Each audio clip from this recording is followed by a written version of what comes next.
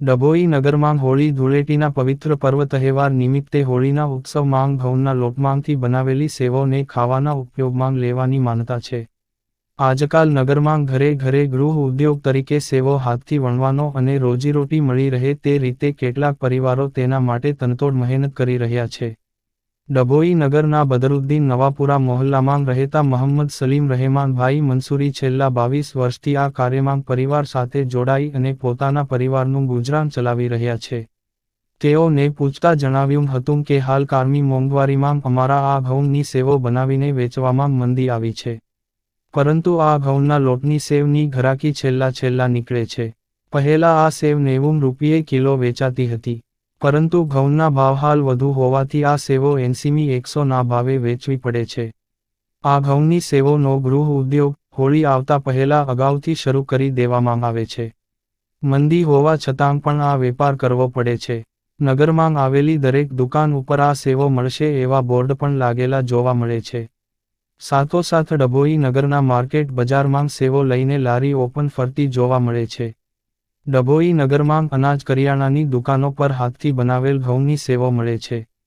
સાથોસાથ કેટલાક કંપનીઓવાળા પણ આ સેવો તૈયાર કરીને બજારમાં વેચાણ અર્થે મૂકે છે.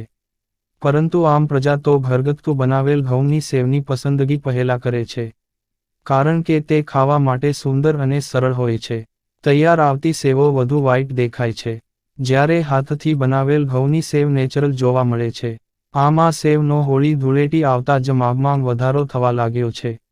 જેમ જેમ હોળી ધૂળેટીના દિવસો નજીક આવતા તેમ આ સેવની માંગમાં વધારો થાય છે. નગરમાં આવેલ બદરુદ્દીન મોહલ્લામાં હજુ પણ સેવો બનાવવાનું ઘરગથ્થુ ચાલુ છે. આખો પરિવાર સાથે ભેગા મળીને આ ઘઉંની સેવો બનાવે છે. પાણીની સાથે સાથે આ સેવ ફક્ત દૂધમાં પણ બનાવવામાં આવે છે. 2 પ્રકારની આ સેવ ઘરે બનાવવામાં આવે છે. દૂધમાં બનાવવામાં આવેલી સેવો 2-3 દિવસ સુધી સારી રહે છે. અને તે એકદમ સફેદ દેખાવમાં હોય છે. આમ નગરમાં ઘઉંની સેવની માંગ હોળી આવતા જ વધવા લાગી છે.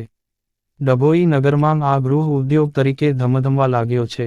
કેટલાય વિસ્તારોમાં ઘરે ગૃહિણીઓ ઘઉંની સેવ બનાવી વેચતી હોય છે. Rahemanbhai Sulemanbhai Mansuri reporter Fazal Razak Khatri GPK news Dabhoi. Okay. આ સેવાનો ધંધો ડભોઈમાં નવાપુરા બદરુદ્દીન મેલ્લામાં કરીએ છીએ વર્ષોથી, મારા બાપદાદાના વખતથી. અને આ ધંધો છે ને સારો જ ચાલે છે. અને ઉત્તરાયણ આવે એટલે ત્યાર પછી અમે ચાલુ જ કરી દઈએ છીએ બનાવવાનું. અને આ ધંધો અમારો સારામાં સારો ચાલે છે. અમે પોતે બી લારી કાઢીને ધંધો કરીએ છીએ અને પછી છે ને વેપારી ભાવથી બી થોડી ઘણી કાઢી નાખીએ છીએ. અમને આ ધંધામાં સારું છે. અમારો આખો પરિવાર આ ધંધામાં વળગેલું છે. ત્યાં પરિવાર સહકારથી અમે ધંધો સવારમાં 8 વાગ્યાથી ચાલુ કરી છે, 12 વાગ્યાથી સેવો પાડીએ છીએ. આ કેટલા ટાઈમ પહેલ તમે આ સેવ બનાવવાનું ચાલુ ઉત્તરાયણ જાય એટલે તરત ચાલુ કરી દઈએ છીએ. હોળી ધૂળેટીનો તહેવાર આવે ઉત્તરાયણ પછી ચાલુ જ કરી દઈએ છીએ અમે. ગયા વર્ષ કરતા આ વર્ષે કેવું છે? બહુ સારું છે. ધંધામાં વધારે છે અને ભાવમાં થોડો વધારો છે તો કદાચ ભાવમાં બી સેવોનો રિટેલમાં ભાવ વધારો થાય.